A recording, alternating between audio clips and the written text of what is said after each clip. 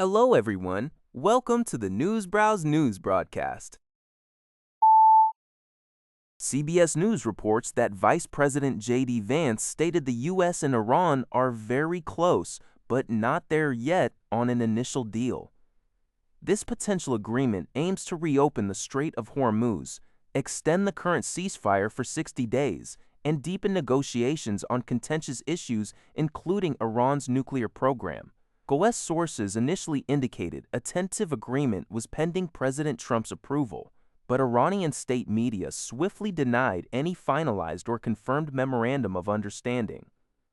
Meanwhile, regional tensions remain high, with Lebanon's culture minister warning that Israeli strikes endanger heritage sites amidst ongoing clashes between Israel and Iranian-backed Hezbollah, which rejected an earlier ceasefire.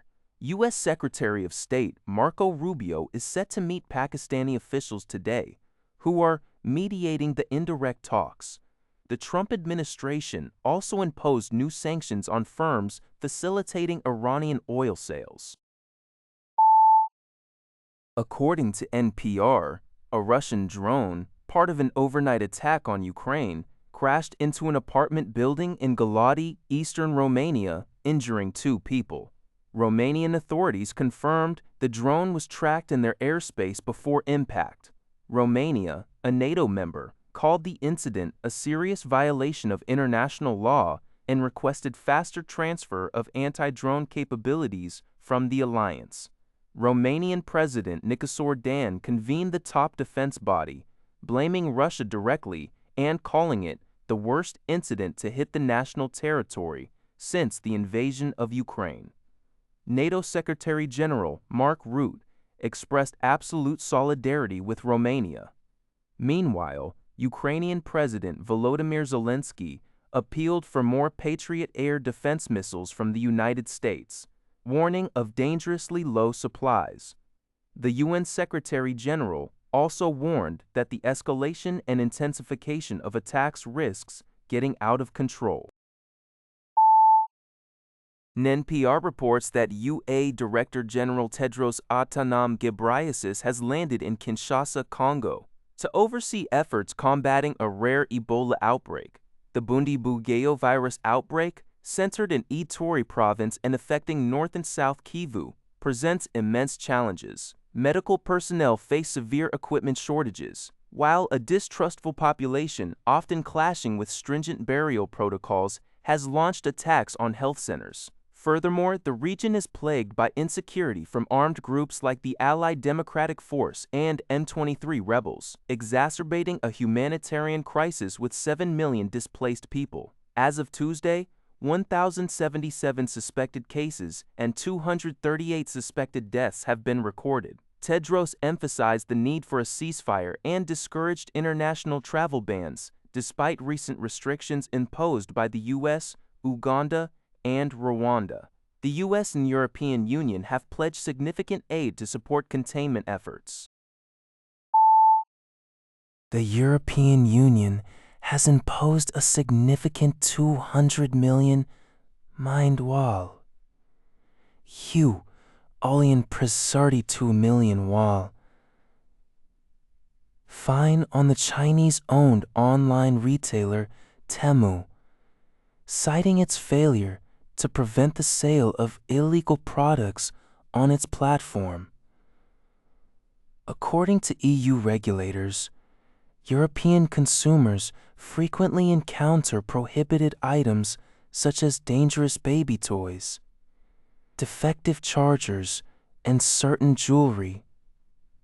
On Temu, the EU stated that Temu seriously underestimated the prevalence of such products and did not diligently identify or assess the systemic risks and resulting harm to consumers.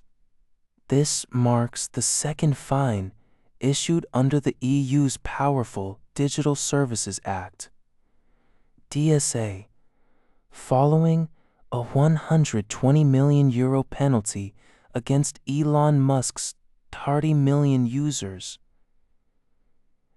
Expressed disagreement with the EU's decision, calling the fine disproportionate. The company is currently reviewing the decision and assessing its available options, insisting it has worked constructively with regulators and implemented additional measures for risk assessment and user protection. The EU is also investigating other potential breaches by Temu, including the use of addictive. NBC News reports Chinese leader Xi Jinping and Russian President Vladimir Putin held a friendly summit in Beijing, where both leaders declared their ties to be at an unprecedented high. Xi noted the international landscape was undergoing profound changes, warning of a global slide into the law of the jungle, and portrayed China-Russia cooperation as a stabilizing force. The meeting occurred days after Xi hosted U.S. President Donald Trump and was seen as an effort by China to reassure a key ally. While neither Xi nor Putin directly named the U.S., Xi criticized unilateral hegemonic tendencies. They signed nearly 24 agreements spanning economy, trade, education, science, and technology, and agreed on a second gas pipeline, Power of Siberia 2. They also extended the Sino-Russian Treaty of Friendship from 2001 and criticized Trump's Golden Dome missile defense project and the expiration of the New START nuclear arms control treaty. Putin is reportedly under rare domestic pressure due to the Ukraine war. China has maintained a neutral stance on the conflict publicly, despite backing Russia diplomatically and economically. UN Secretary-General Antonio Guterres commented that while the Trumpy summit showed cordiality, the lack of major agreements highlights the importance of Xi's upcoming U.S. visit. That's all for this video. Thank you for watching. See you in the next video.